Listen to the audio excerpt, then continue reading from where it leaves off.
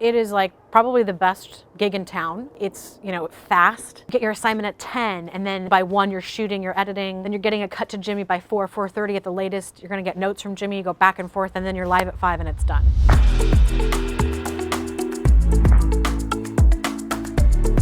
I'm Maureen Bharoocha and I'm a writer-director.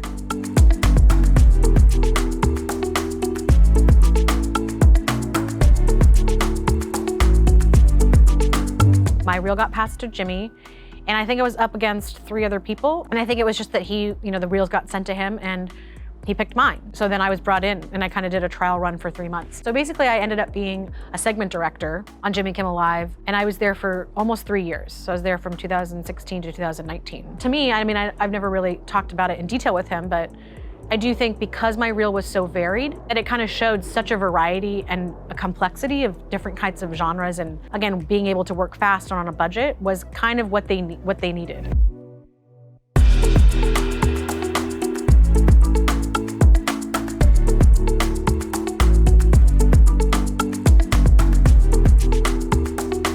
It is like probably the best gig in town. It's, fast. It basically just like makes you think on your feet, think with your gut. Once you get your assignment, it's like run and gun. Like there's no time to overthink things, and you have to make sure you're getting what you need. And you get your assignment at 10, and then by noon, by 1, you're shooting, you're editing, then you're getting a cut to Jimmy by 4:30 at the latest. You're gonna get notes from Jimmy, you go back and forth, and then you're live at 5 and it's done. I spent 2.5 years doing that. You didn't! I did! I love it! Oh. You call for Uber? Introducing Uber Bo. They had 4 in-house directors, and so the segment directors are doing everything, whether it's like mean tweets, or man on the streets, commercial parodies, the real Kimmel commercials, or bits with celebrities, or even sometimes like a hand on a green screen. So it kind of just depends, but I would say like you have an assignment at least 3 days a week. And then also the directors those 4 segment directors are rotating commercials.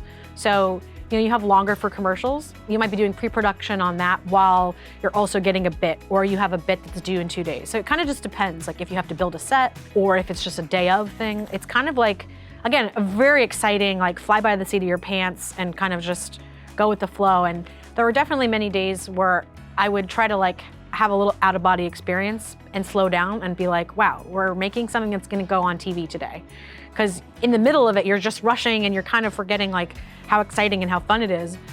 But there were many times where I was like, I just wanna take a step back and like, look, because this is so cool, and like, you're making something today that's gonna be on TV tonight.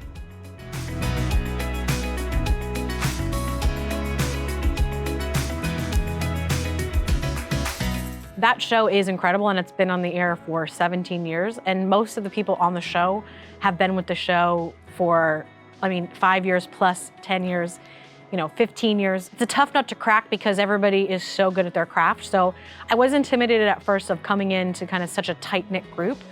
But to me, it's like kind of part of the fun, and it was part of the challenge of, getting the crew on your side, or working in a really intense pressure cooker situation is kind of fun. I kind of thrive on that, and I think that is coming from being so scrappy that I think sometimes it's like waiting tables. If I had a slow section, I would forget everything. I'd forget someone needed a fork or a straw. But if I had a packed section, your brain kind of just organizes stuff and you're kind of going, you're in the zone. Also, I just really love people, and I feel like there's so many types of people that work there that you're always mixing it up. You're working with a different editor or a DP or a writer. There was always like a light at the end of the tunnel. Like if you're having trouble with something or with someone, by the end of the day, you would have another bit the next day.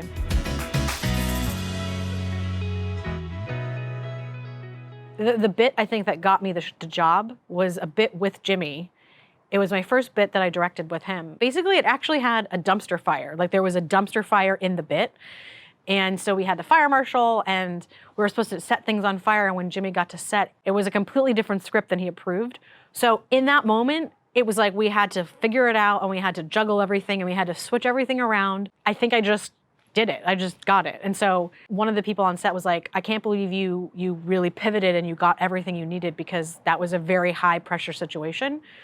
And also what's weird is that it was one of my only bits that Jimmy didn't give me notes on. And I think that's kind of the sign of like, that's a big feather in your cap.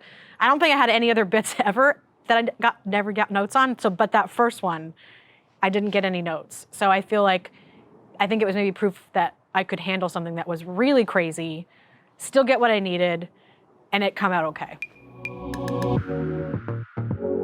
I think one thing that was so great about Kimmel and that felt like freedom is that it isn't all on you. That there were people there, like, you know, the editors, like one of the editors that I really loved working with, he just, you know, we clicked so well because I would rely on him. And I think that that was also how I gained crew's trust, where you're like, I'm not gonna come in and be like, I know how to do things better, because one, I probably don't.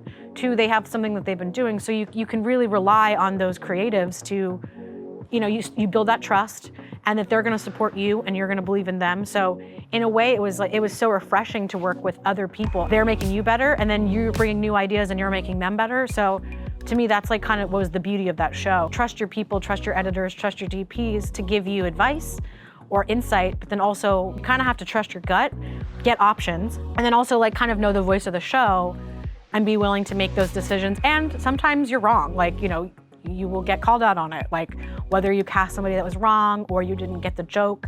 And there were definitely times where I was like worried, and sometimes when I was like, damn, I didn't get the thing I should have gotten.